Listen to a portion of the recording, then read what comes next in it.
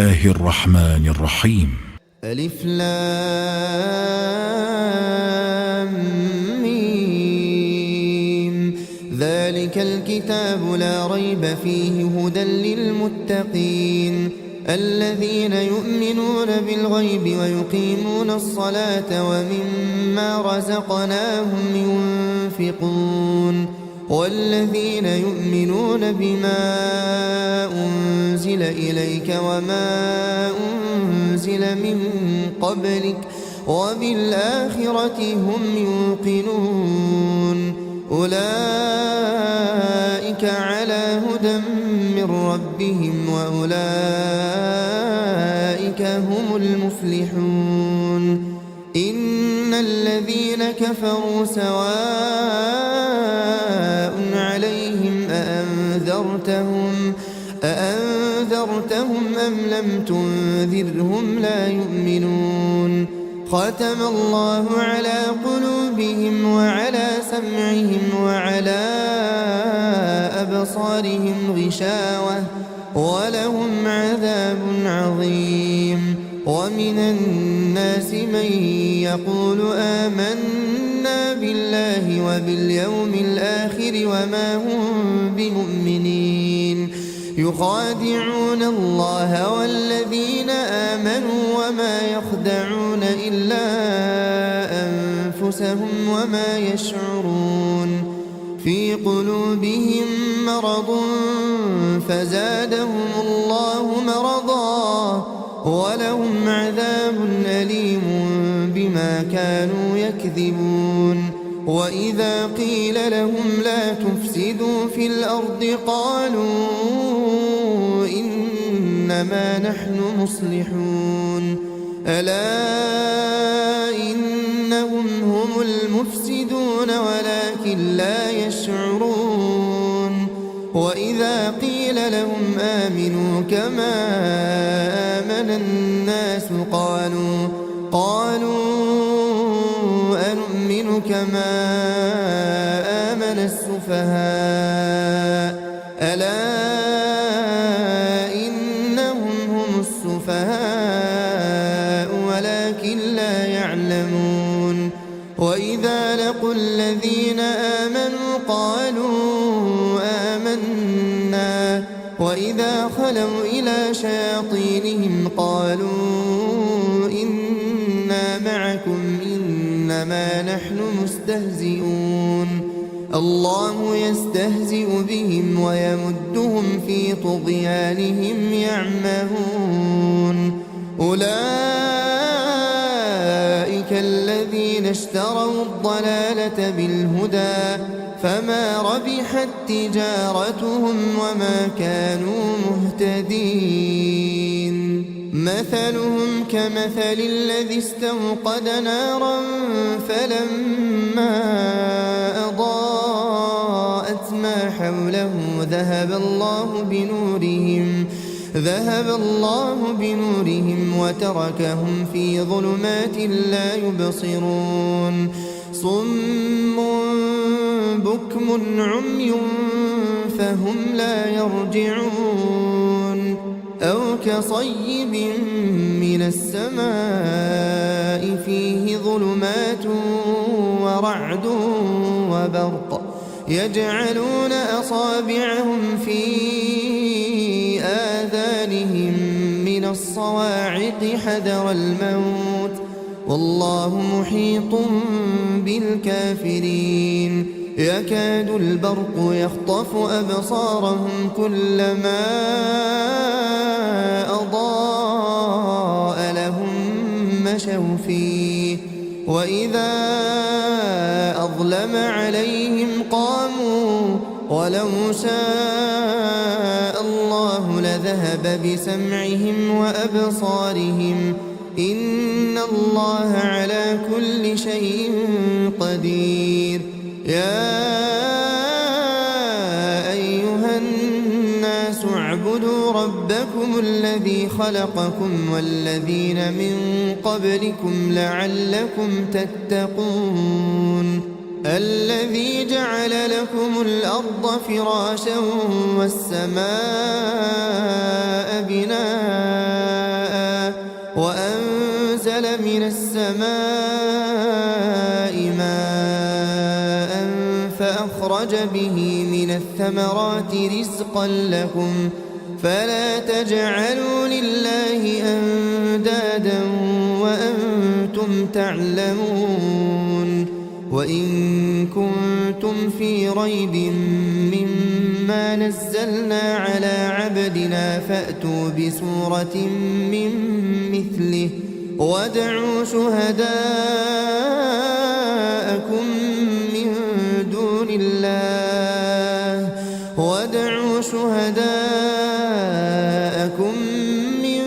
دون الله إن كنتم صادقين فإن لم تفعلوا ولن تفعلوا فاتقوا النار التي وقودها الناس والحجارة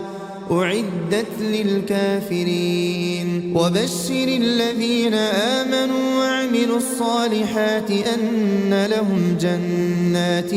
تجري من تحتها الأنهار كلما رزقوا منها من ثمرة رزقا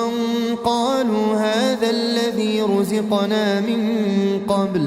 وأتوا به متشابها ولهم فيها أزواج مطهرة وهم فيها خالدون إن الله لا يستحيي أن يضرب مثلا ما بعوضة فما فوقها فأما الذين آمنوا فيعلمون أنه الحق من ربهم وأما الذين كفروا فيقولون ماذا أراد الله بهذا مثلا يضل به كثيرا ويهدي به كثيرا وما يضل به إلا الفاسقين الذين ينقضون عهد الله من بعد ميثاقه ويقطعون ما أمر الله به أن يوصل ويفسدون في الأرض أولئك هم الخاسرون كيف تكفرون بالله وكنتم أمواتا فأحياكم ثم يميتكم ثم يحييكم ثم إليه ترجعون هو الذي خلق لكم ما في الأرض جميعا ثم استوى إلى السماء فسواهن 7 سماوات وهو بكل شيء عليم وإذ قال ربك للملائكة إني جاعل في الأرض خليفة قالوا أتجعل فيها من يفسد فيها ويسفك الدماء ونحن نسبح بحمدك ونقدس لك قال إني أعلم ما لا تعلمون وعلم آدم الأسماء كلها ثم عرضهم على الملائكة فقال أنبئوني بأسماء هؤلاء إن كنتم صادقين قالوا سبحانك لا علم لنا إلا ما علمتنا إنك أنت العليم الحكيم قال يا آدم أنبئهم بأسمائهم فلما أنبأهم بأسمائهم قال ألم أقل لكم إني أعلم غيب السماوات والأرض وأعلم ما تبدون وما كنتم تكتمون وإذ قلنا للملائكة اسجدوا لآدم فسجدوا إلا إبليس أبى واستكبر وكان من الكافرين وقلنا يا آدم اسكن أنت وزوجك الجنة وكلا منها رغدا حيث شئتما ولا تقربا هذه الشجرة فتكونا من الظالمين فأزلهما الشيطان عنها فأخرجهما مما كانا فيه وقلنا اهبطوا بعضكم لبعض عدو ولكم في الأرض مستقر ومتاع إلى حين فتلقى آدم من ربه كلمات فتاب عليه إنه هو التواب الرحيم قلنا اهبطوا منها جميعا فإما يأتينكم مني هدى فمن تبع هداي فلا خوف عليهم ولا هم يحزنون والذين كفروا وكذبوا بآياتنا أولئك أصحاب النار هم فيها خالدون يا بني إسرائيل اذكروا نعمتي التي أنعمت عليكم وأوفوا بعهدي أوف بعهدكم وإياي فارهبون وآمنوا بما أنزلت مصدقا لما معكم ولا تكونوا أول كافر به ولا تشتروا بآياتي ثمنا قليلا وإياي فاتقون ولا تلبسوا الحق بالباطل وتكتموا الحق وأنتم تعلمون وأقيموا الصلاة وآتوا الزكاة واركعوا مع الراكعين أتأمرون الناس بالبر وتنسون أنفسكم وأنتم تتلون الكتاب أفلا تعقلون واستعينوا بالصبر والصلاة وإنها لكبيرة إلا على الخاشعين الذين يظنون أنهم ملاقو ربهم وأنهم إليه راجعون يا بني إسرائيل اذكروا نعمتي التي أنعمت عليكم وأني فضلتكم على العالمين واتقوا يوما لا تجزي نفس عن نفس شيئا ولا يقبل منها شفاعة ولا يؤخذ منها عدل ولا هم ينصرون وإذ نجيناكم من آل فرعون يسومونكم سوء العذاب يذبحون أبناءكم ويستحيون نساءكم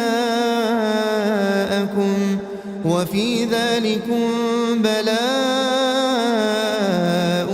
من ربكم عظيم وإذ فرقنا بكم البحر فأنجيناكم وأغرقنا آل فرعون وأنتم تنظرون وإذ واعدنا موسى 40 ليلة ثم اتخذتم العجل من بعده وأنتم ظالمون ثم عفونا عنكم من بعد ذلك لعلكم تشكرون وإذ آتينا موسى الكتاب والفرقان لعلكم تهتدون وإذ قال موسى لقومه يا قوم إنكم ظلمتم أنفسكم باتخاذكم العجل فتوبوا إلى بارئكم فاقتلوا أنفسكم ذلكم خير لكم عند بارئكم فتاب عليكم إنه هو التواب الرحيم وإذ قلتم يا موسى لن نؤمن لك حتى نرى الله جهرة فأخذتكم الصاعقة وأنتم تنظرون ثم بعثناكم من بعد موتكم لعلكم تشكرون وظللنا عليكم الغمام وأنزلنا عليكم المن والسلوى كلوا من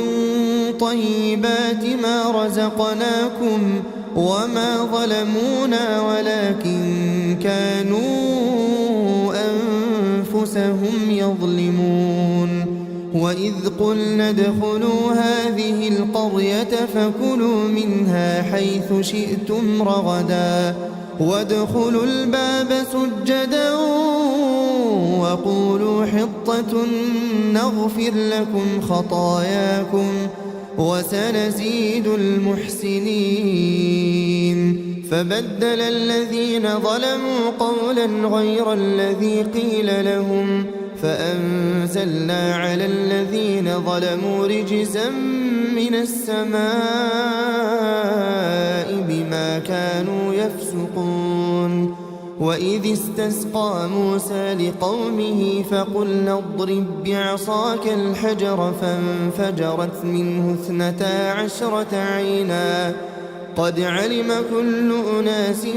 مشربهم كلوا واشربوا من رزق الله ولا تعثوا في الأرض مفسدين وإذ قلتم يا موسى لن نصبر على طعام واحد فادع لنا ربك يخرج لنا مما تنبت الأرض من بقلها وقثائها وفومها وعدسها وبصلها قال أتستبدلون الذي هو أدنى بالذي هو خير اهبطوا مصرا فإن لكم ما سألتم وضربت عليهم الذلة والمسكنة وباءوا بغضب من الله ذلك بأنهم كانوا يكفرون بآيات الله ويقتلون النبيين بغير الحق ذلك بما عصوا وكانوا يعتدون إن الذين آمنوا والذين هادوا والنصارى والصابئين من آمن بالله واليوم الآخر وعمل صالحا فلهم أجرهم عند ربهم ولا خوف عليهم ولا هم يحزنون وإذ أخذنا ميثاقكم ورفعنا فوقكم الطور خذوا ما آتيناكم بقوة واذكروا ما فيه لعلكم تتقون ثم توليتم من بعد ذلك فلولا فضل الله عليكم ورحمته لكنتم من الخاسرين ولقد علمتم الذين اعتدوا منكم في السبت فقلنا لهم كونوا قردة خاسئين فجعلناها نكالا لما بين يديها وما خلفها وموعظة للمتقين. وإذ قال موسى لقومه إن الله يأمركم أن تذبحوا بقرة قالوا أتتخذنا هزوا قال أعوذ بالله أن أكون من الجاهلين. قالوا ادع لنا ربك يبين لنا ما هي قال إنه يقول إنها بقرة لا فارض ولا بكر عوان بين ذلك فافعلوا ما تؤمرون. قالوا ادع لنا ربك يبين لنا ما لونها قال إنه يقول إنها بقرة صفراء فاقع لونها تسر الناظرين. قالوا ادع لنا ربك يبين لنا ما هي إن البقرة شابه علينا وإنا إن شاء الله لمهتدون. قال إنه يقول إنها بقرة لا ذلول تثير الأرض ولا تسقي الحرث مسلمة لا شية فيها. قالوا الآن جئت بالحق فذبحوها وما كادوا يفعلون. وإذ قتلتم نفسا فادارأتم فيها والله مخرج ما كنتم تكتمون. فقلنا اضربوه ببعضها كذلك يحيي الله الموتى ويريكم آياته لعلكم تعقلون. ثم قست قلوبكم من بعد ذلك فهي كالحجارة أو أشد قسوة وإن من الحجارة لما يتفجر منه الأنهار وإن منها لما يشقق فيخرج منه الماء وإن منها لما يهبط من خشية الله وما الله بغافل عما تعملون. أفتطمعون أن يؤمنوا لكم وقد كان فريق منهم يسمعون كلام الله ثم يحرفونه من بعد ما عقلوه وهم يعلمون. وإذا لقوا الذين آمنوا قالوا آمنا وإذا خلا بعضهم إلى بعض قالوا أتحدثونهم بما فتح الله عليكم ليحاجوكم به عند ربكم أفلا تعقلون. أولا يعلمون أن الله يعلم ما يسرون وما يعلنون. ومنهم أميون لا يعلمون الكتاب إلا أماني وإن هم إلا يظنون. فويل للذين يكتبون الكتاب بأيديهم ثم يقولون هذا من عند الله ليشتروا به ثمنا قليلا فويل لهم مما كتبت أيديهم وويل لهم مما يكسبون. وقالوا لن تمسنا النار إلا أياما معدودة قل أتخذتم عند الله عهدا فلن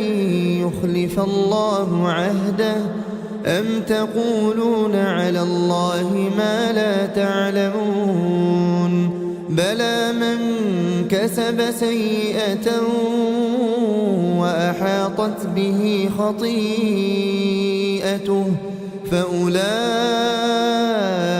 أصحاب النار هم فيها خالدون والذين آمنوا وعملوا الصالحات أولئك أصحاب الجنة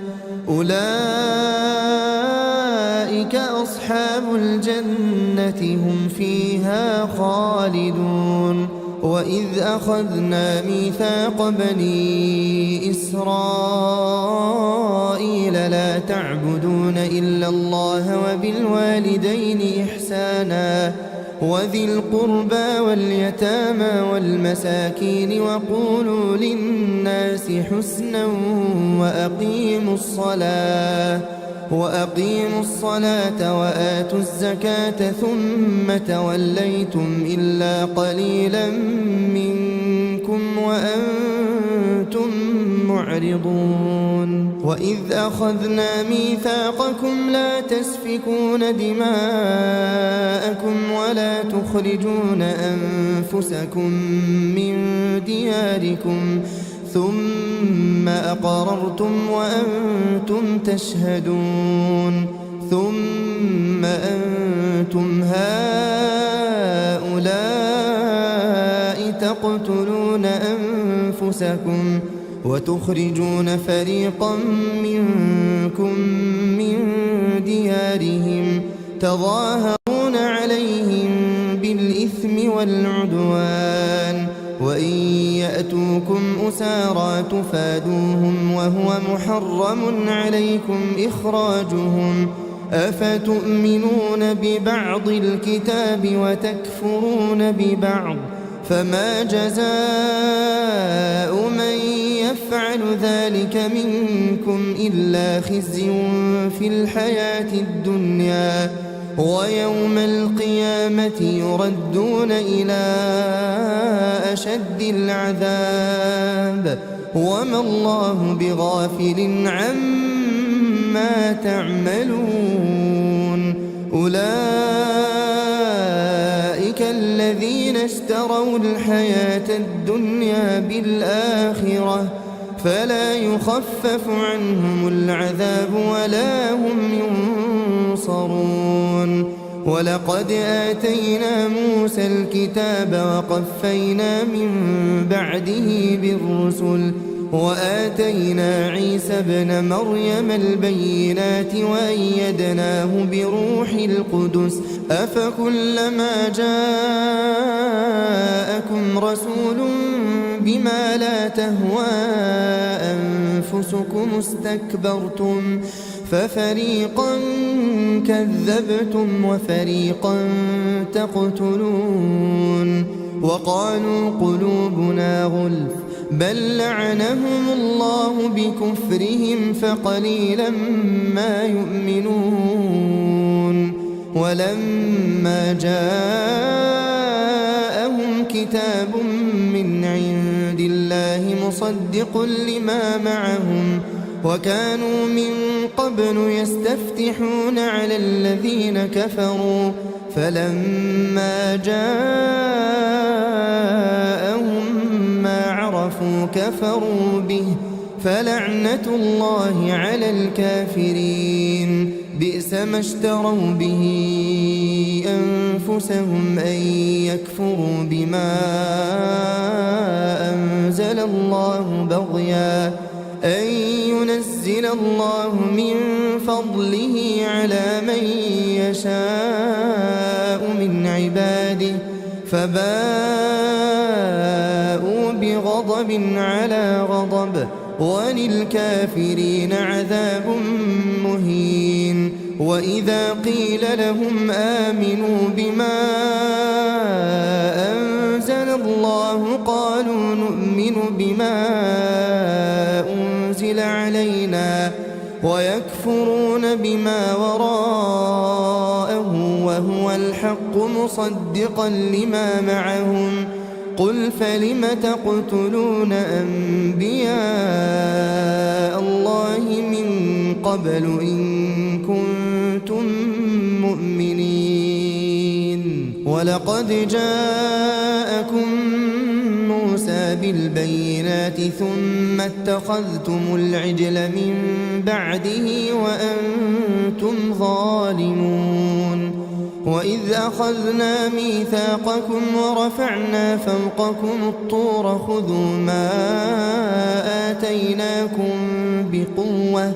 واسمعوا قالوا سمعنا وعصينا وأشربوا في قلوبهم العجل بكفرهم قل بئس ما يأمركم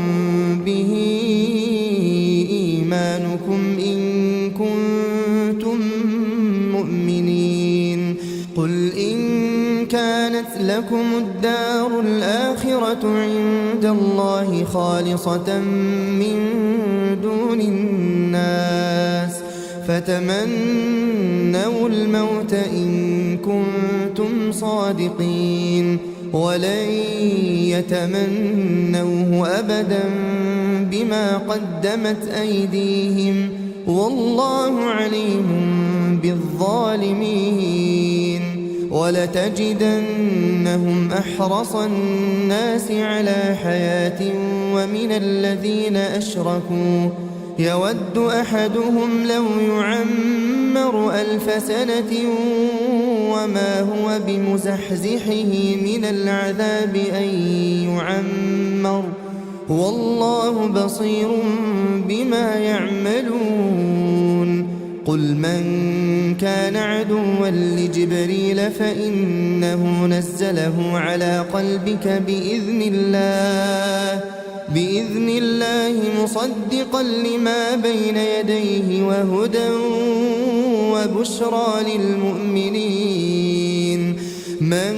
كان عدوا لله وملائكته ورسله وجبريل وميكال فإن الله عدو للكافرين ولقد أنزلنا إليك آيات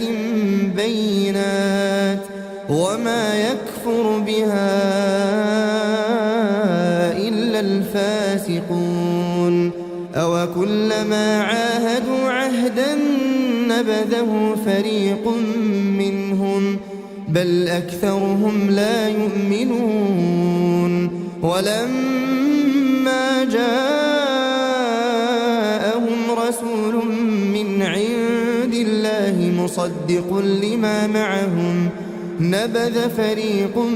من الذين أوتوا الكتاب كتاب الله وراء ظهورهم كأنهم لا يعلمون واتبعوا ما تتلو الشياطين على ملك سليمان وما كفر سليمان ولكن الشياطين كفروا يعلمون الناس السحر وما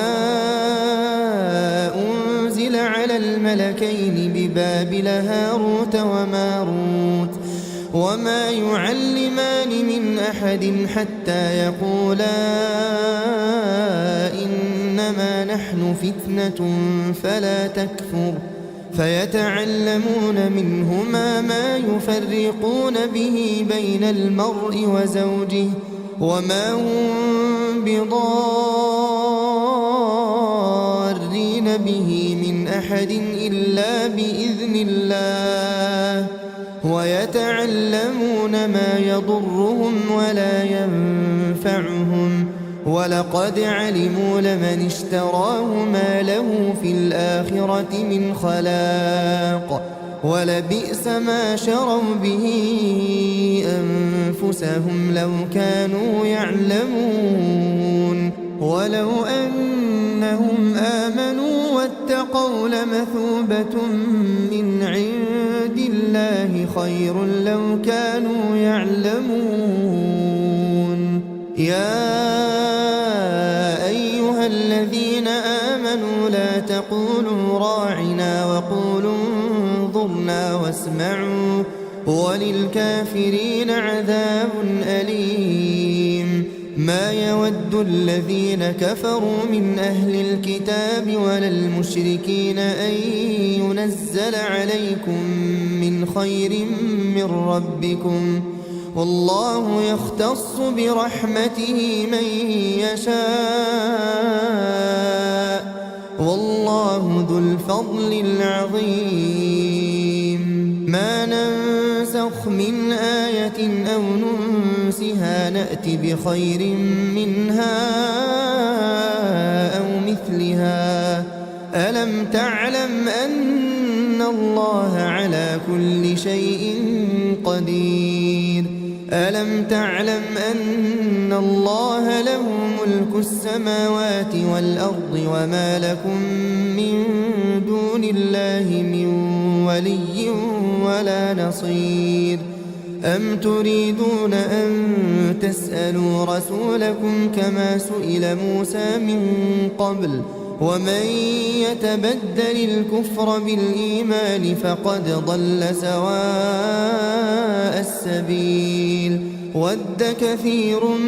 من أهل الكتاب لو يردونكم من بعد إيمانكم كفارا حسدا من عند أنفسهم من بعد ما تبين لهم الحق فاعفوا واصفحوا حتى يأتي الله بأمره إن الله على كل شيء قدير وأقيموا الصلاة وآتوا الزكاة وما تقدموا لأنفسكم من خير تجدوه عند الله إن الله بما تعملون بصير وقالوا لن يدخل الجنة إلا من كان هودا أو نصارى تلك أمانيهم قل هاتوا برهانكم إن كنتم صادقين بلى من أسلم وجهه لله وهو محسن فله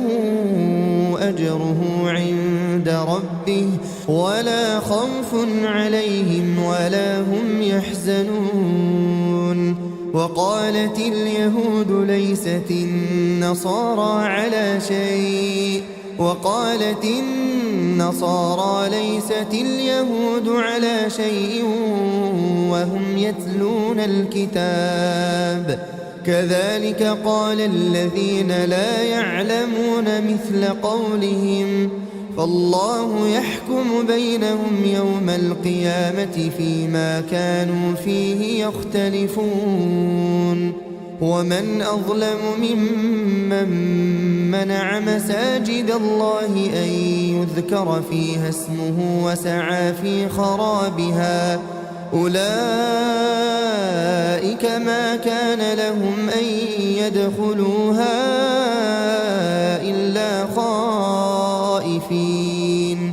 لهم في الدنيا خزي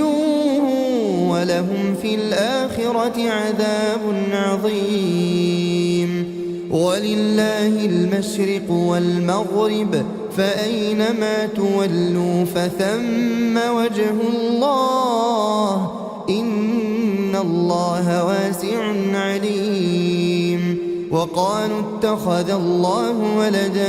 سبحانه بل له ما في السماوات والأرض كل له قانتون بديع السماوات والأرض وإذا قضى أمرا فإنما يقول له كن فيكون وقال الذين لا يعلمون لولا يكلمنا الله أو تأتينا آية كذلك قال الذين من قبلهم مثل قولهم تشابهت قلوبهم قد بينا الآيات لقوم يوقنون إنا أرسلناك بالحق بشيرا ونذيرا ولا تسأل عن أصحاب الجحيم ولن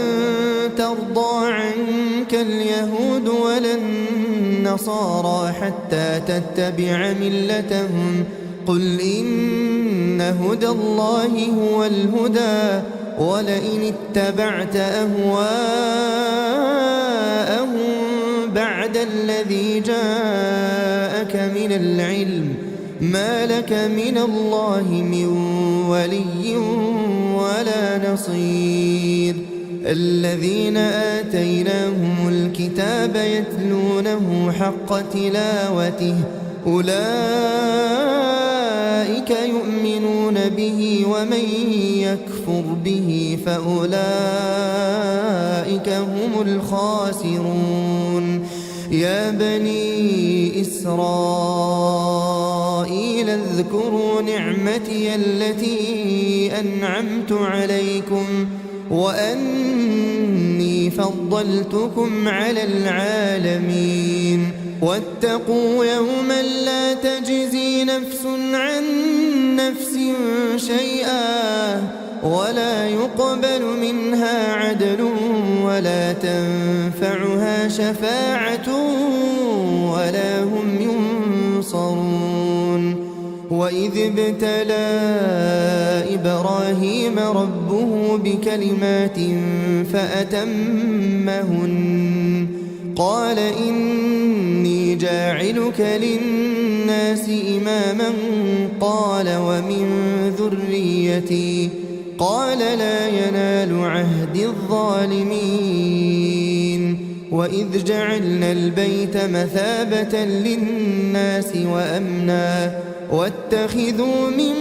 مقام إبراهيم مصلى وعهدنا إلى إبراهيم وإسماعيل أن طهرا بيتي للطائفين والعاكفين والركع السجود وإذ قال إبراهيم رب اجعل هذا بلدا آمنا وارزق أهله من الثمرات من آمن منهم بالله واليوم الآخر قال ومن كفر فأمتعه قليلا ثم أضطره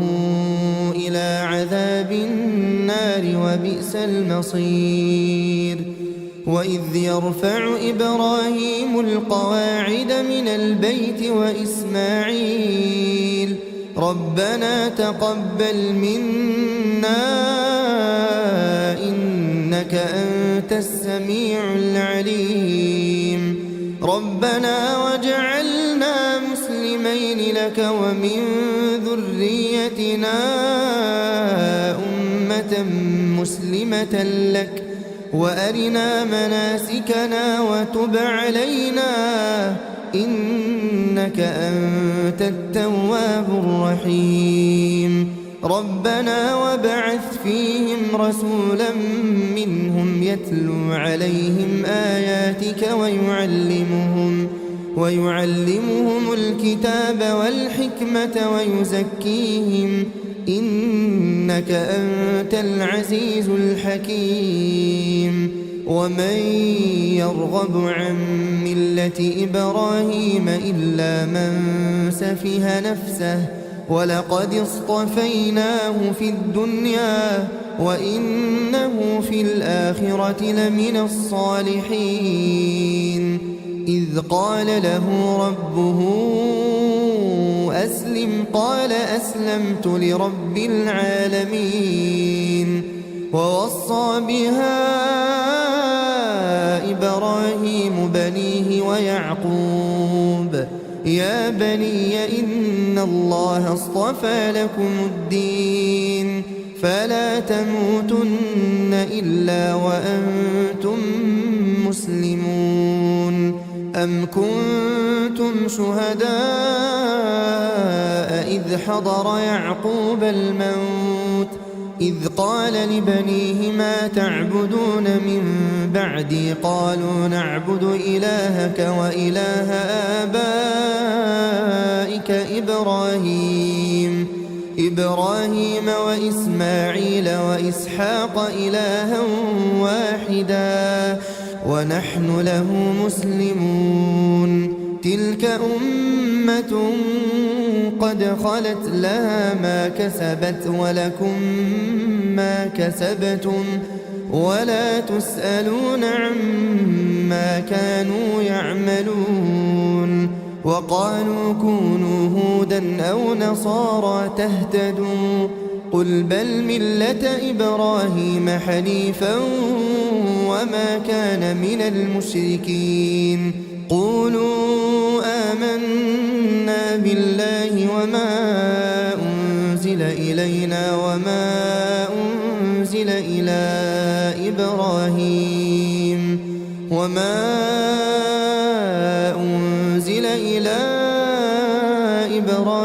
وإسماعيل وإسحاق ويعقوب والأسباط وما أوتي موسى وعيسى وما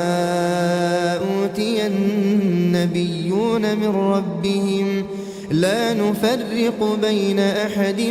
منهم ونحن له مسلمون فإن آمنوا بمثل ما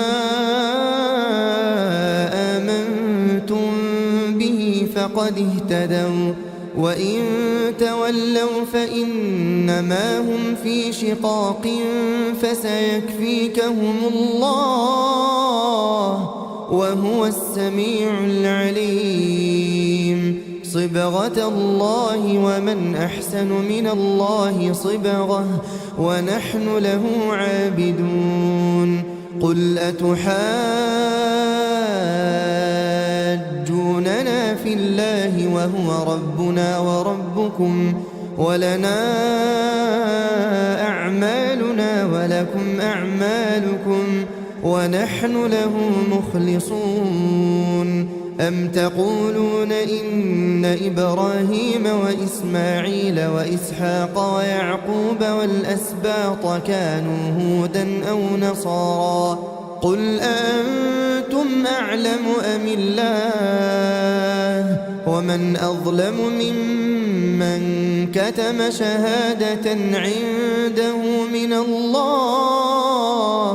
وما الله بغافل عما تعملون تلك أمة قد خلت لها ما كسبت ولكم ما كسبتم ولا تسألون عما كانوا يعملون سيقول السفهاء من الناس ما ولاهم عن قبلتهم التي كانوا عليها قل لله المشرق والمغرب يهدي من يشاء إلى صراط مستقيم وكذلك جعلناكم أمة وسطا لتكونوا شهداء على الناس ويكون الرسول عليكم شهيدا وما جعلنا القبلة التي كنت عليها إلا لنعلم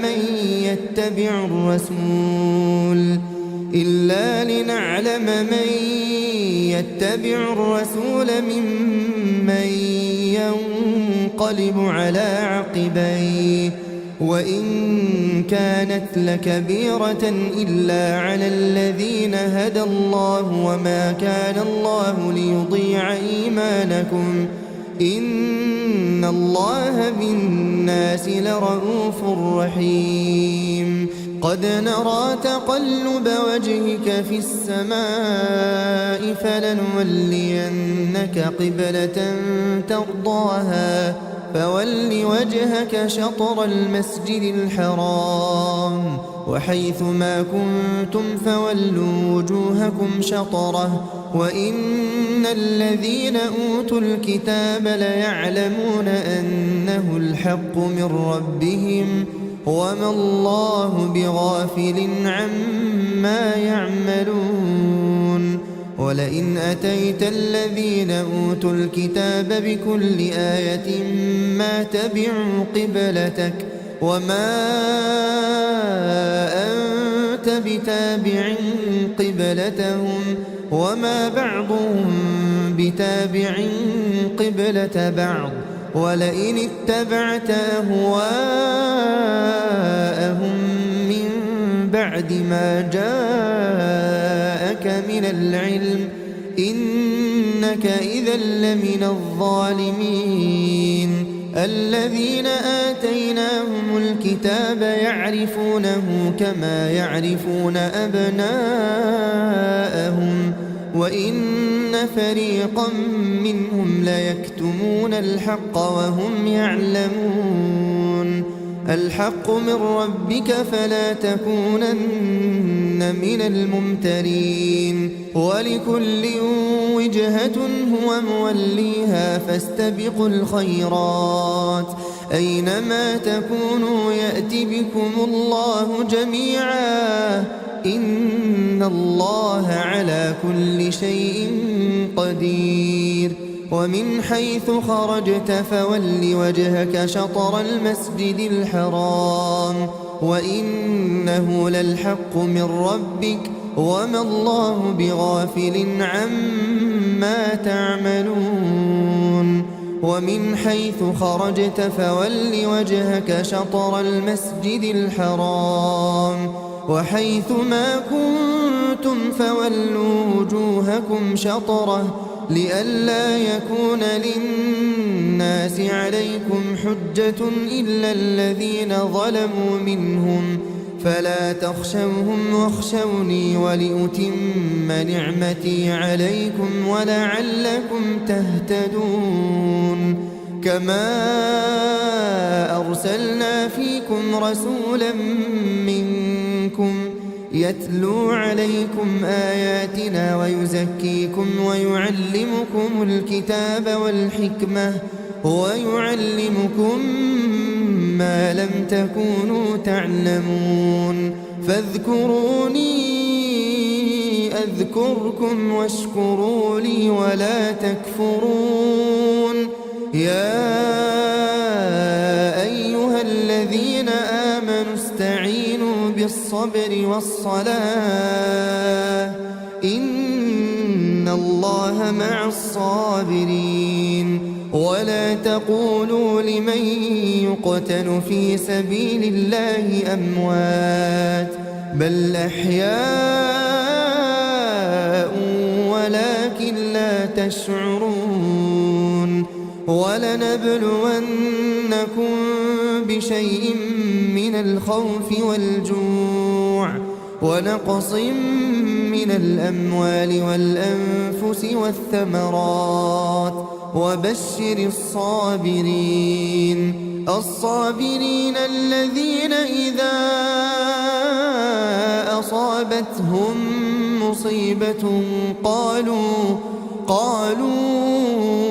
إنا لله وإنا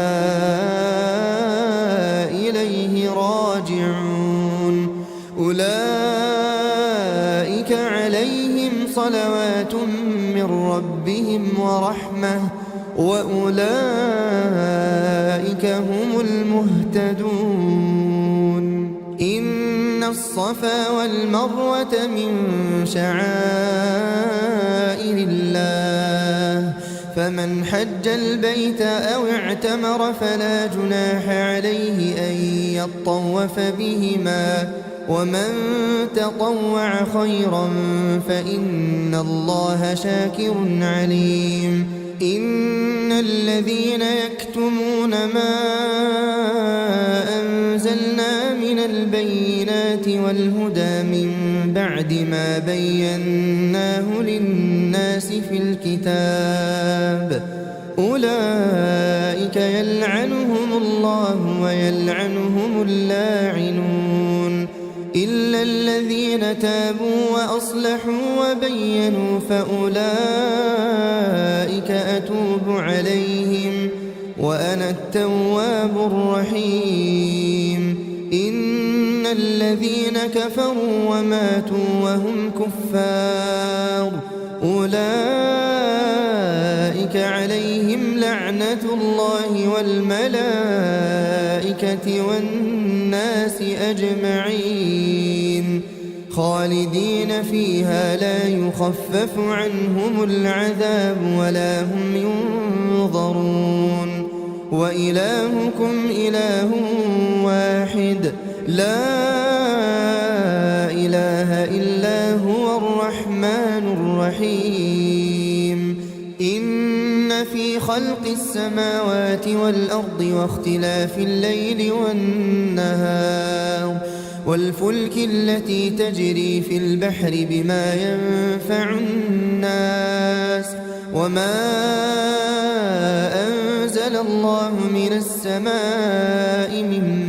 ماء فأحيا به الأرض بعد موتها وبث فيها من كل دابة وتصريف الرياح والسحاب المسخر بين السماء والأرض لآيات لقوم يعقلون ومن الناس من يتخذ من دون الله أندادا يحبونهم كحب الله والذين آمنوا أشد حبا لله ولو يرى الذين ظلموا إذ يرون العذاب أن القوة لله جميعا وأن الله شديد العذاب إذ تبرأ الذين اتبعوا من الذين اتبعوا ورأوا العذاب وتقطعت بهم الأسباب وقال الذين اتبعوا لو أن لنا كرة فنتبرأ منهم كما تبرأوا منا كذلك يريهم الله أعمالهم حسرات عليهم وما هم بخارجين من النار يا أيها الناس كلوا مما في الأرض حلالا طيبا ولا تتبعوا خطوات الشيطان إنه لكم عدو مبين إنما يأمركم بالسوء والفحشاء وأن تقولوا على الله ما لا تعلمون وإذا قيل لهم اتبعوا ما أنزل الله قالوا بل نتبع ما ألفينا عليه آباءنا أولو كان آباؤهم لا يعقلون شيئا ولا يهتدون ومثل الذين كفروا كمثل الذي ينعق بما لا يسمع إلا دعاء ونداء صم بكم عمي فهم لا يعقلون يا أيها الذين آمنوا كلوا من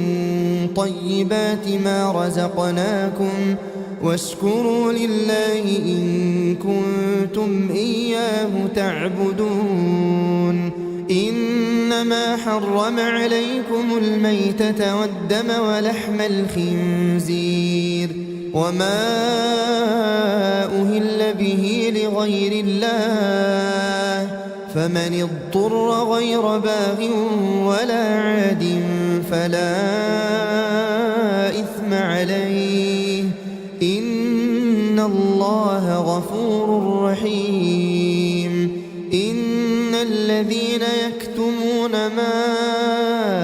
أنزل الله من الكتاب ويشترون به ثمنا قليلا أولئك ما يأكلون في بطونهم إلا النار ولا يكلمهم الله يوم القيامة ولا يزكيهم ولهم عذاب أليم. أولئك الذين اشتروا الضلالة بالهدى والعذاب بالمغفرة فما أصبرهم على النار. ذلك بأن الله نزل الكتاب بالحق وإن الذين اختلفوا في الكتاب لفي شقاق بعيد. ليس البر أن تولوا وجوهكم قبل المشرق والمغرب ولكن البر من آمن بالله واليوم الآخر والملائكة والكتاب والنبيين وآتى المال على حبه ذوي القربى واليتامى والمساكين وابن السبيل والسائلين وفي الرقاب وأقام الصلاة وآتى الزكاة والموفون بعهدهم إذا عاهدوا والصابرين في البأساء والضراء وحين البأس أولئك الذين صدقوا وأولئك هم المتقون. يا أيها الذين آمنوا كتب عليكم القصاص في القتلى الحر بالحر والعبد بالعبد والأنثى بالأنثى فمن عفي له من أخيه شيء فاتباع بالمعروف وأداء إليه بإحسان ذلك تخفيف من ربكم ورحمة فمن اعتدى بعد ذلك فله عذاب أليم. ولكم في القصاص حياة يا أولي الألباب لعلكم تتقون. كتب عليكم إذا حضر أحدكم الموت إن ترك خيرا الوصية للوالدين والأقربين بالمعروف حقا على المتقين. فمن بدله بعدما سمعه فإنما إثمه على الذين يبدلونه إن الله سميع عليم. فمن خاف من موص جنفا أو إثما فأصلح بينهم فلا إثم عليه إن الله غفور رحيم. يا أيها الذين آمنوا كتب عليكم الصيام كما كتب على الذين من قبلكم لعلكم تتقون. أياما معدودات فمن كان منكم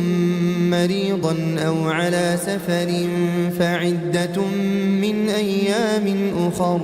وعلى الذين يطيقونه فدية طعام مسكين فمن تطوع خيرا فهو خير له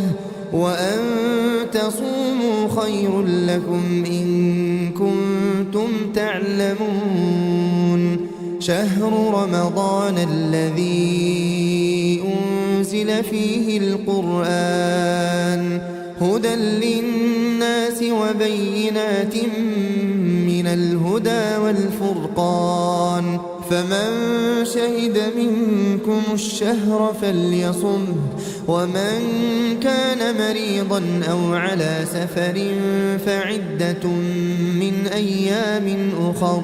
يريد الله بكم اليسر ولا يريد بكم العسر ولتكملوا العدة ولتكبروا الله على ما هداكم ولعلكم تشكرون. وإذا سألك عبادي عني فإني قريب أجيب دعوة الداع إذا دعان فليستجيبوا لي وليؤمنوا بي لعلهم يرشدون.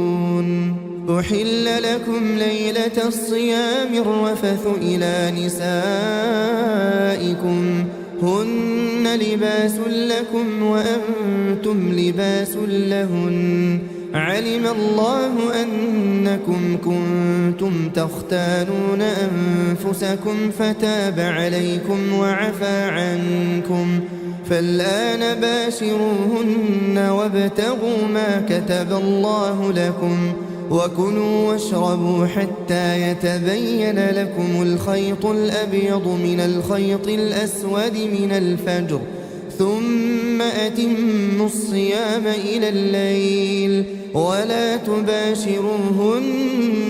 وأنتم عاكفون في المساجد تلك حدود الله فلا تقربوها كذلك يبين الله آياته للناس لعلهم يتقون. ولا تأكلوا أموالكم بينكم بالباطل وتدلوا بها إلى الحكام لتأكلوا فريقا من أموال الناس بالإثم وأنتم تعلمون. يسألونك عن الأهلة قل هي مواقيت للناس والحج وليس البر بأن تأتوا البيوت من ظهورها ولكن البر من اتقى وأتوا البيوت من أبوابها واتقوا الله لعلكم تفلحون. وقاتلوا في سبيل الله الذين يقاتلونكم ولا تعتدوا إن الله لا يحب المعتدين. واقتلوهم حيث ثقفتموهم وأخرجوهم من حيث أخرجوكم والفتنة أشد من القتل ولا تقاتلوهم عند المسجد الحرام حتى يقاتلوكم فيه فإن قاتلوكم فاقتلوهم كذلك جزاء الكافرين. فإن انتهوا فإن الله غفور رحيم. وقاتلوهم حتى لا تكون فتنة ويكون الدين لله فإن انتهوا فلا عدوان إلا على الظالمين. الشهر الحرام بالشهر الحرام والحرمات قصاص فمن اعتدى عليكم فاعتدوا عليه بمثل ما اعتدى عليكم واتقوا الله واعلموا أن الله مع المتقين. وأنفقوا في سبيل الله ولا تلقوا بأيديكم إلى التهلكة وأحسنوا إن الله يحب المحسنين. وأتموا الحج والعمرة لله فإن أحصرتم فما استيسر من الهدي ولا تحلقوا رؤوسكم حتى يبلغ الهدي محله فمن كان منكم مريضا أو به أذى من رأسه ففدية من صيام أو صدقة أو نسك فإذا أمنتم فمن تمتع بالعمرة إلى الحج فما استيسر من الهدي فمن لم يجد فصيام 3 أيام في الحج و7 إذا رجعتم تلك 10 كاملة ذلك لمن لم يكن أهله حاضر المسجد الحرام. واتقوا الله واعلموا أن الله شديد العقاب. الحج أشهر معلومات فمن فرض فيهن الحج فلا رفث ولا فسوق ولا جدال في الحج وما تفعلوا من خير يعلمه الله وتزودوا فإن خير الزاد التقوى واتقون يا أولي الألباب ليس عليكم جناح أن تبتغوا فضلا من ربكم فإذا أفضتم من عرفات فاذكروا الله عند المشعر الحرام واذكروه كما هداكم وإن كنتم من قبله لمن الضالين ثم أفيضوا من حيث أفاض الناس واستغفروا الله إن الله غفور رحيم فإذا قضيتم مناسككم فاذكروا الله كذكركم آباءكم أو أشد ذكرا فمن الناس من يقول ربنا آتنا في الدنيا وما له في الآخرة من خلاق ومنهم من يقول ربنا آتنا في الدنيا حسنة وفي الآخرة حسنة وقنا عذاب النار أولئك لهم نصيب مما كسبوا والله سريع الحساب واذكروا الله في أيام معدودات فمن تعجل في يومين فلا إثم عليه ومن تأخر فلا إثم عليه لمن اتقى واتقوا الله واعلموا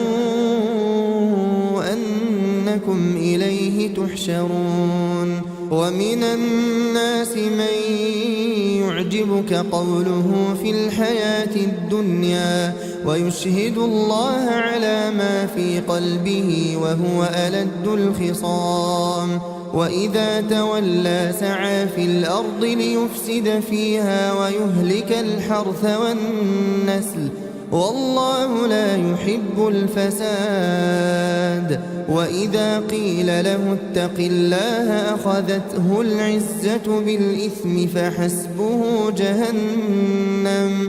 فحسبه جهنم ولبئس المهاد ومن الناس من يشري نفسه ابتغاء مرضات الله والله رؤوف بالعباد يا أيها الذين آمنوا ادخلوا في السلم كافة ولا تتبعوا خطوات الشيطان إنه لكم عدو مبين فإن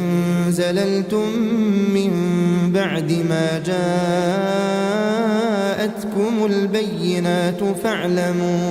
فاعلموا أن الله عزيز حكيم هل ينظرون إلا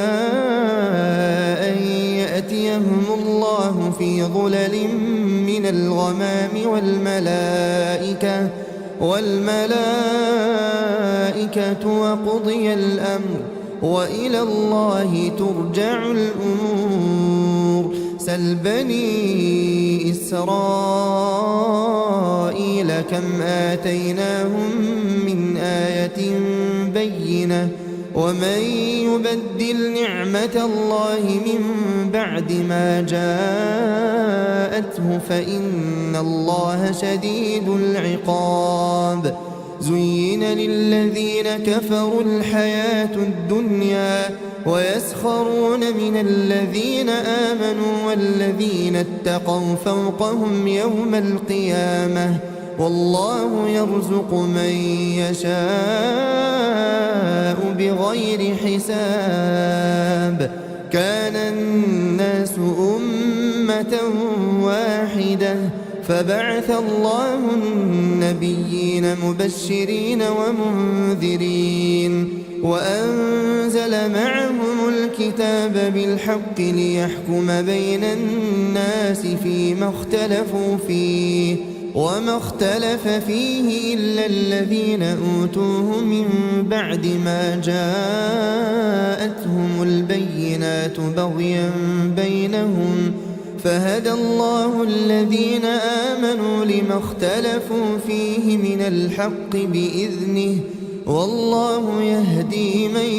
يشاء إلى صراط مستقيم. أم حسبتم أن تدخلوا الجنة ولما يأتكم مثل الذين خلوا من قبلكم مستهم البأساء والضراء وزلزلوا حتى يقول الرسول والذين آمنوا معه متى نصر الله ألا إن نصر الله قريب. يسألونك ماذا ينفقون قل ما أنفقتم من خير فللوالدين والأقربين واليتامى والمساكين وابن السبيل وما تفعلوا من خير فإن الله به عليم. كتب عليكم القتال وهو كره لكم وعسى أن تكرهوا شيئا وهو خير لكم وعسى أن تحبوا شيئا وهو شر لكم والله يعلم وأنتم لا تعلمون. يسألونك عن الشهر الحرام قتال فيه قل قتال فيه كبير وصد عن سبيل الله وكفر به والمسجد الحرام وإخراج أهله منه أكبر عند الله والفتنة أكبر من القتل ولا يزالون يقاتلونكم حتى يردوكم عن دينكم إن استطاعوا ومن يرتدد منكم عن دينه فيمت وهو كافر فأولئك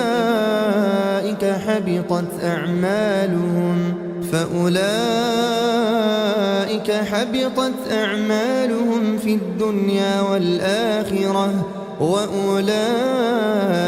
أصحاب النار هم فيها خالدون. إن الذين آمنوا والذين هاجروا وجاهدوا في سبيل الله أولئك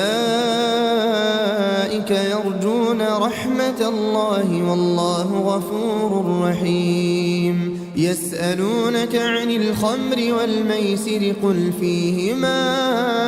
إثم كبير ومنافع للناس وإثمهما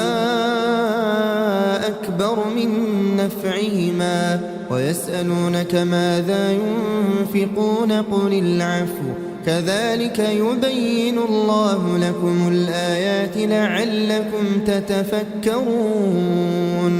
في الدنيا والآخرة. ويسألونك عن اليتامى قل إصلاح لهم خير وإن تخالطوهم فإخوانكم والله يعلم المفسد من المصلح ولو شاء الله لأعنتكم إن الله عزيز حكيم. ولا تنكحوا المشركات حتى يؤمنوا ولأمة مؤمنة خير من مشركة ولو أعجبتكم ولا تنكحوا المشركين حتى يؤمنوا ولعبد مؤمن خير من مشرك ولو أعجبكم أولئك يدعون إلى النار والله يدعو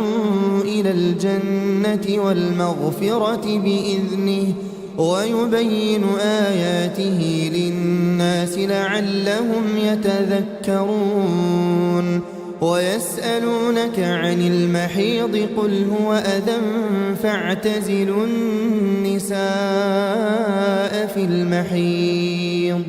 ولا تقربوهن حتى يطهرن فإذا تطهرن فأتوهن من حيث أمركم الله إن الله يحب التوابين ويحب المتطهرين نساؤكم حرث لكم فأتوا حرثكم أنى شئتم وقدموا لأنفسكم واتقوا الله واعلموا أنكم ملاقوه وبشر المؤمنين ولا تجعلوا الله عرضة لأيمانكم أن تبروا وتتقوا وتصلحوا بين الناس والله سميع عليم لا يؤاخذكم الله باللغو في أيمانكم ولكن يؤاخذكم بما كسبت قلوبكم والله غفور حليم للذين يؤلون من نسائهم تربص 4 أشهر فإن فاءوا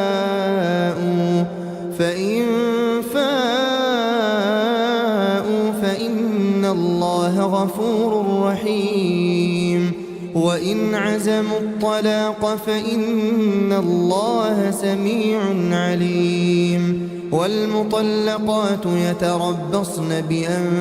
بأنفسهن 3 قروء ولا يحل لهن أن يكتمن ما خلق الله في أرحامهن إن كن يؤمن بالله واليوم الآخر وبعولتهن أحق بردهن في ذلك إن أرادوا إصلاحا ولهن مثل الذي عليهن بالمعروف وللرجال عليهن درجة والله عزيز حكيم الطلاق 2 فإمساك بمعروف أو تسريح بإحسان ولا يحل لكم أن تأخذوا مما آتيتموهن شيئا إلا أن يخافا ألا يقيما حدود الله فإن خفتم ألا يقيما حدود الله فلا جناح عليهما فيما افتدت به تلك حدود الله فلا تعتدوها ومن يتعد حدود الله فأولئك هم الظالمون فإن طلقها فلا تحل له من بعد حتى تنكح زوجا غيره فإن طلقها فلا جناح عليهما أن يتراجعا إن ظنا أن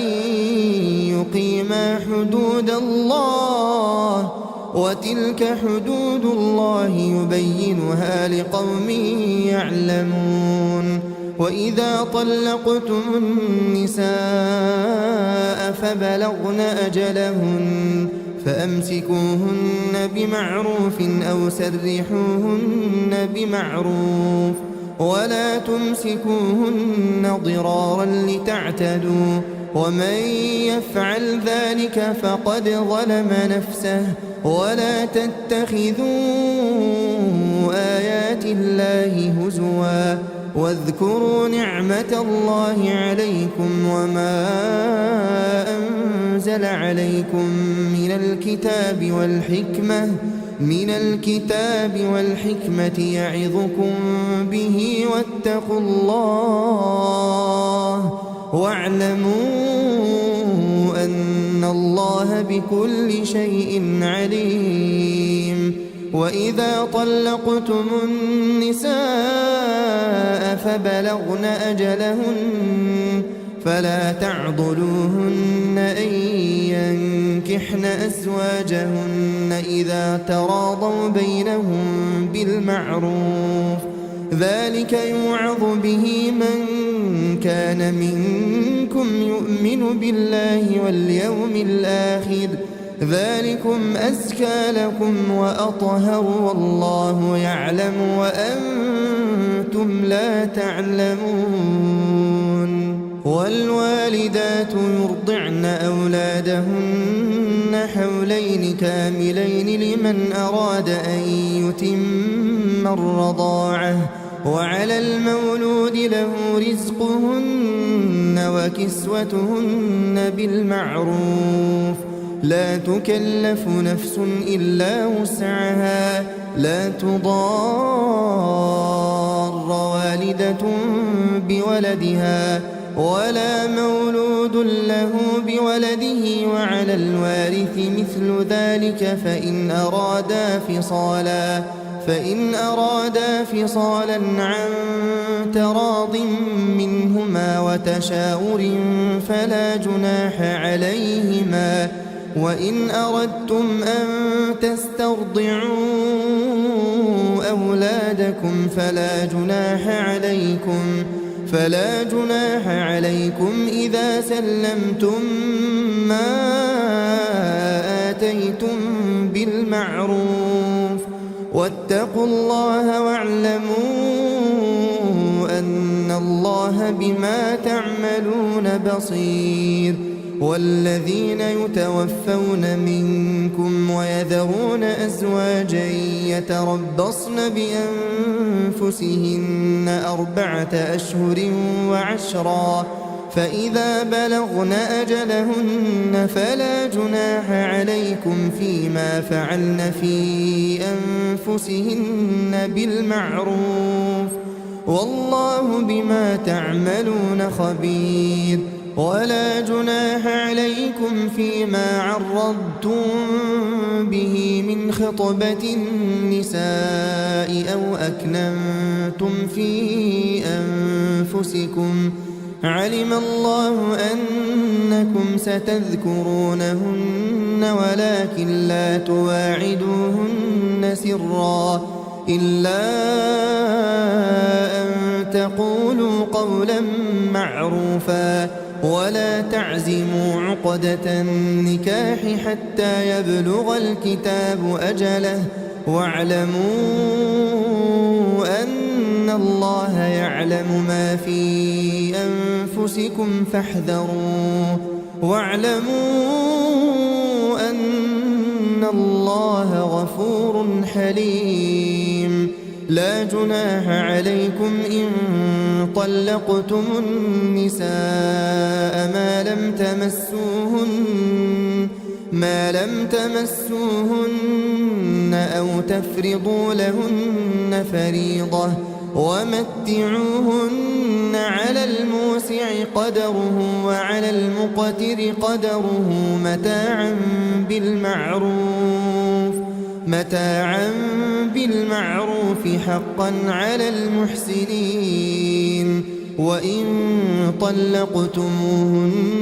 من قبل أن تمسوهن وقد فرضتم لهن فريضة فنصف ما فرضتم إلا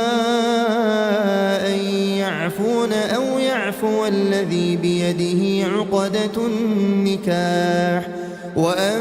تعفوا أقرب للتقوى ولا تنسوا الفضل بينكم إن الله بما تعملون بصير حافظوا على الصلوات والصلاة الوسطى وقوموا لله قانتين فإن خفتم فرجالا أو ركبانا فإذا أمنتم فاذكروا الله كما علمكم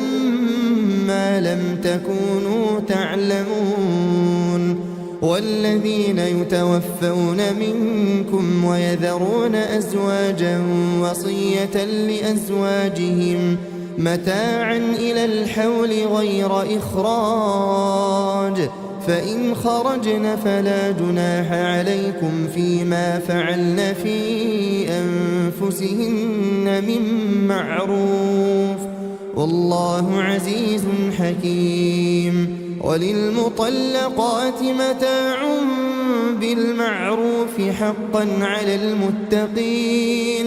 كذلك يبين الله لكم آياته لعلكم تعقلون ألم تر إلى الذين خرجوا من ديارهم وهم ألوف حذر الموت فقال لهم الله موتوا ثم أحياهم إن الله لذو فضل على الناس ولكن أكثر الناس لا يشكرون وقاتلوا في سبيل الله واعلموا أن الله سميع عليم من ذا الذي يقرض الله قرضا حسنا فيضاعفه له أضعافا كثيرة والله يقبض ويبسط وإليه ترجعون ألم تر إلى الملأ من بني إسرائيل من بعد موسى إذ قالوا لنبي لهم ابعث لنا ملكا نقاتل في سبيل الله قال هل عسيتم إن كتب عليكم القتال ألا تقاتلوا قالوا وما لنا ألا نقاتل في سبيل الله وقد أخرجنا من ديارنا وأبنائنا فلما كتب عليهم القتال تولوا إلا قليلا منهم والله عليم بالظالمين وقال لهم نبيهم إن الله قد بعث لكم طالوت ملكا قالوا أنى يكون له الملك علينا ونحن أحق بالملك منه ولم يؤت سعة من المال قال إن الله اصطفاه عليكم وزاده بسطة في العلم والجسم والله يؤتي ملكه من يشاء والله واسع عليم وقال لهم نبيهم إن آية ملكه أن يأتيكم التابوت فيه سكينة من ربكم وبقية مما ترك آل موسى وآل هارون تحمله الملائكة إن في ذلك لآية لكم إن كنتم مؤمنين فلما فصل طالوت بالجنود قال إن الله مبتليكم بنهر فمن شرب منه فليس مني ومن لم يطعمه فإنه مني إلا من اغترف غرفة بيده فشربوا منه إلا قليلا منهم فلما جاوزه هو والذين آمنوا معه قالوا لا طاقة لنا اليوم بجالوت وجنوده قال الذين يظنون أنهم ملاقو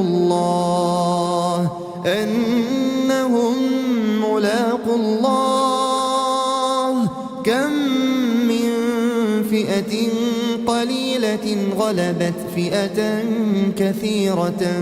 بإذن الله والله مع الصابرين. ولما برزوا لجالوت وجنوده قالوا ربنا أفرغ علينا صبرا وثبت أقدامنا وانصرنا على القوم الكافرين فهزموهم بإذن الله وقتل داود جالوت وآتاه الله الملك والحكمة وعلمه مما يشاء ولولا دفع الله الناس بعضهم ببعض لفسدت الأرض ولكن الله ذو فضل على العالمين. تلك آيات الله نتلوها عليك بالحق وإنك لمن المرسلين. تلك الرسل فضلنا بعضهم على بعض منهم من كلم الله ورفع بعضهم درجات وآتينا عيسى ابن مريم البينات وأيدناه بروح القدس ولو شاء الله ما اقتتل الذين من بعدهم من بعد ما جاءتهم البينات ولكن اختلفوا فمنهم من آمن ومنهم من كفر ولو شاء الله ما اقتتلوا ولكن الله يفعل ما يريد. يا أيها الذين آمنوا أنفقوا مما رزقناكم من قبل أن يأتي يوم لا بيع فيه ولا خلة ولا شفاعة والكافرون هم الظالمون. الله لا إله إلا هو الحي القيوم لا تأخذه سنة ولا نوم له ما في السماوات وما في الأرض من ذا الذي يشفع عنده إلا بإذنه يعلم ما بين أيديهم وما خلفهم ولا يحيطون بشيء من علمه إلا بما شاء وسع كرسيه السماوات والأرض ولا يؤوده حفظهما وهو العلي العظيم. لا إكراه في الدين قد تبين الرشد من الغي فمن يكفر بالطاغوت ويؤمن بالله فقد استمسك بالعروة الوثقى لا انفصام لها والله سميع عليم. الله ولي الذين آمنوا يخرجهم من الظلمات إلى النور والذين كفروا أولياؤهم الطاغوت يخرجونهم من النور إلى الظلمات أولئك أولئك أصحاب النار هم فيها خالدون ألم تر إلى الذي حاج إبراهيم في ربه أن آتاه الله الملك إذ قال إبراهيم ربي الذي يحيي ويميت قال أنا أحيي وأميت قال إبراهيم فإن الله يأتي بالشمس من المشرق فأت بها من المغرب فبهت الذي كفر والله لا يهدي القوم الظالمين أو كالذي مر على قرية وهي خاوية على عروشها قال أنى يحيي هذه الله بعد موتها فأماته الله 100 عام ثم بعثه قال كم لبثت قال لبثت يوما أو بعض يوم قال بل لبثت 100 عام فانظر إلى طعامك وشرابك لم يتسنه وانظر إلى حمارك ولنجعلك آية للناس وانظر إلى العظام كيف ننشزها ثم نكسوها لحما فلما تبين له قال أعلم أن الله على كل شيء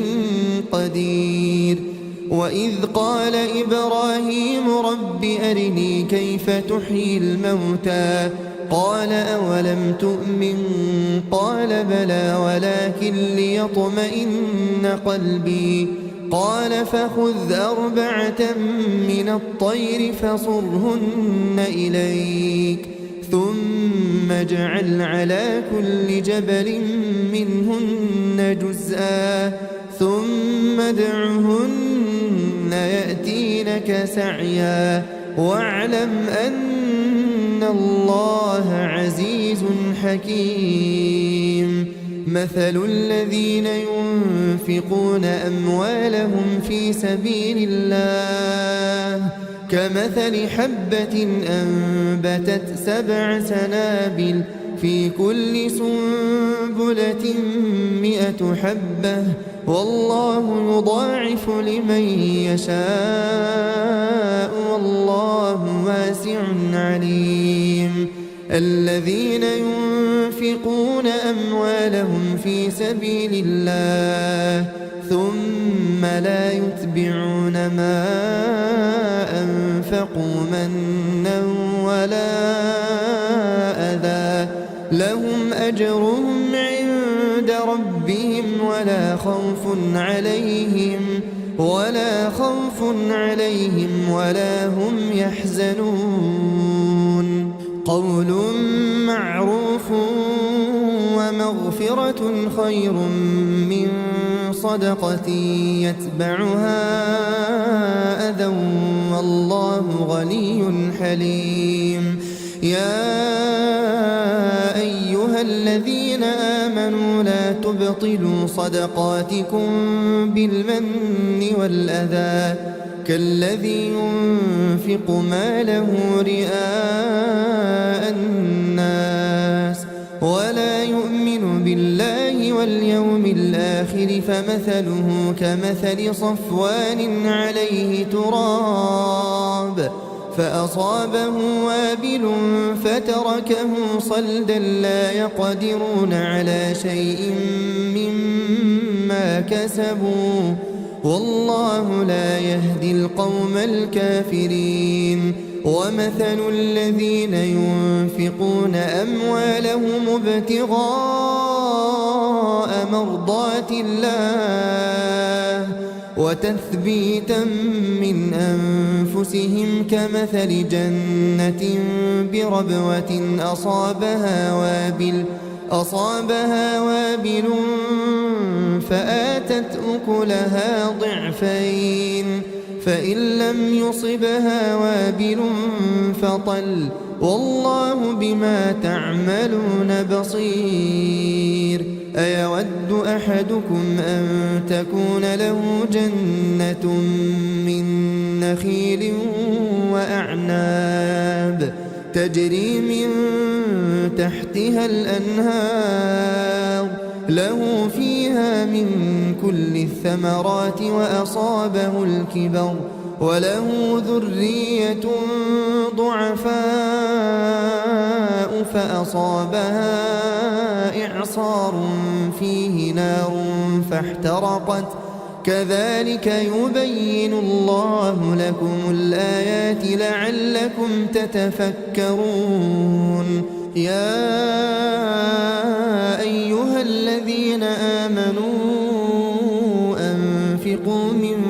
طيبات ما كسبتم ومما أخرجنا لكم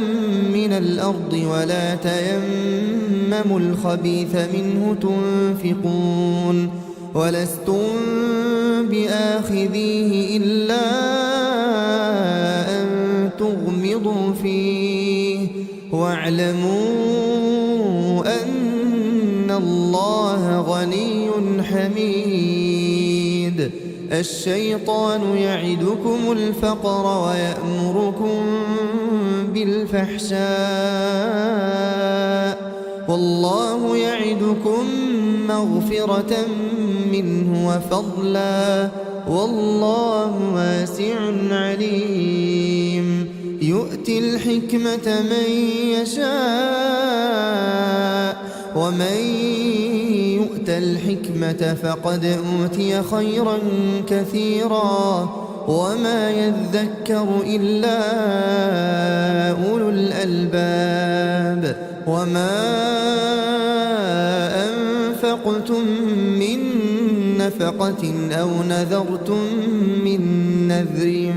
فإن الله يعلمه وما للظالمين من أنصار إن تبدوا الصدقات فنعما هي وإن تخفوها وتؤتوها الفقراء فهو خير لكم ويكفر عنكم من سيئاتكم والله بما تعملون خبير ليس عليك هداهم ولكن الله يهدي من يشاء وما تنفقوا من خير فلأنفسكم وما تنفقون إلا ابتغاء وجه الله وما تنفقوا من خير يوفى إليكم وأنتم لا تظلمون للفقراء الذين أحصروا في سبيل الله لا يستطيعون ضربا في الأرض يحسبهم الجاهل أغنياء من التعفف تعرفهم بسيماهم لا يسألون الناس إلحافا وما تنفقوا من خير فإن الله به عليم الذين ينفقون أموالهم بالليل والنهار سرا وعلانية فلهم أجرهم عند ربهم ولا خوف عليهم ولا هم يحزنون الذين يأكلون الربا لا يقومون إلا كما يقوم الذي يتخبطه الشيطان من المس ذلك بأنهم قالوا إنما البيع مثل الربا وأحل الله البيع وحرم الربا فمن جاءه موعظة من ربه فانتهى فله ما سلف وأمره إلى الله ومن عاد فأولئك أصحاب النار هم فيها خالدون يمحق الله الربا ويربي الصدقات والله لا يحب كل كفار أثيم إن الذين آمنوا وعملوا الصالحات وأقاموا الصلاة وآتوا الزكاة لهم أجرهم عند ربهم ولا خوف عليهم ولا هم يحزنون يا أيها الذين آمنوا اتقوا الله وذروا ما بقي من الربا إن كنتم مؤمنين فإن لم تفعلوا فأذنوا بحرب من الله ورسوله وإن تبتم فلكم رؤوس أموالكم لا تظلمون ولا تظلمون وإن كان ذو عسرة فنظرة إلى ميسرة وأن تصدقوا خير لكم إن كنتم تعلمون واتقوا يوما ترجعون فيه إلى الله ثم توفى كل نفس ما كسبت وهم لا يظلمون يا أيها الذين آمنوا إذا تداينتم بدين إلى أجل مسمى فاكتبوه وليكتب بينكم كاتب بالعدل ولا يأب كاتب أن يكتب كما علمه الله فليكتب وليملل الذي عليه الحق وليتق الله ربه ولا يبخس منه شيئا فإن كان الذي عليه الحق سفيها أو ضعيفا أو لا يستطيع أن يمل هو فليملل وليه بالعدل واستشهدوا شهيدين من رجالكم فإن لم يكونا رجلين فرجل وامرأتان ممن ترضون من الشهداء أن تضل إحداهما فتذكر إحداهما الأخرى ولا يأبى الشهداء إذا ما دعوا ولا تسأموا أن تكتبوه صغيرا أو كبيرا إلى أجله ذلكم أقسط عند الله وأقوم للشهادة وأدنى ألا ترتابوا إلا أن تكون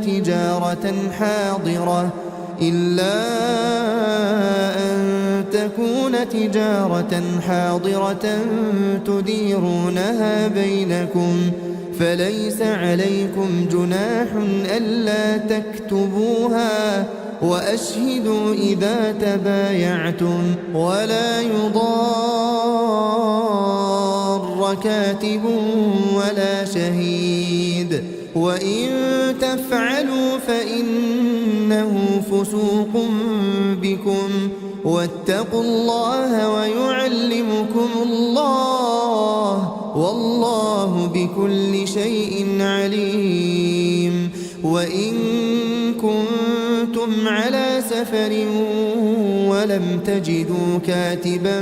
فرهان مقبوضة فإن أمن بعضكم بعضا فليؤدي الذي اؤتمن أمانته وليتق الله ربه ولا تكتموا الشهادة ومن يكتمها فإنه آثم قلبه والله بما تعملون عليم لله ما في السماوات وما في الأرض وإن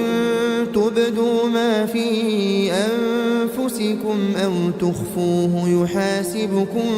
به الله فيغفر لمن يشاء ويعذب من يشاء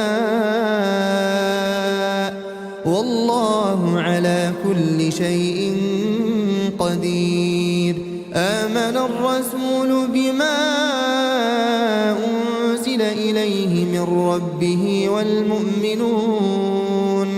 كل آمن بالله وملائكته وكتبه ورسله لا نفرق بين أحد من رسله وقالوا سمعنا وأطعنا غفرانك ربنا وإليك المصير. لا يكلف الله نفسا إلا وسعها لها ما كسبت وعليها ما اكتسبت ربنا لا تؤاخذنا إن نسينا أو أخطأنا ربنا ولا تحمل علينا إصرا كما حملته على الذين من قبلنا ربنا ولا تحملنا ما لا طاقة لنا به واعف عنا واغفر لنا وارحمنا أنت مولانا فانصرنا على القوم الكافرين.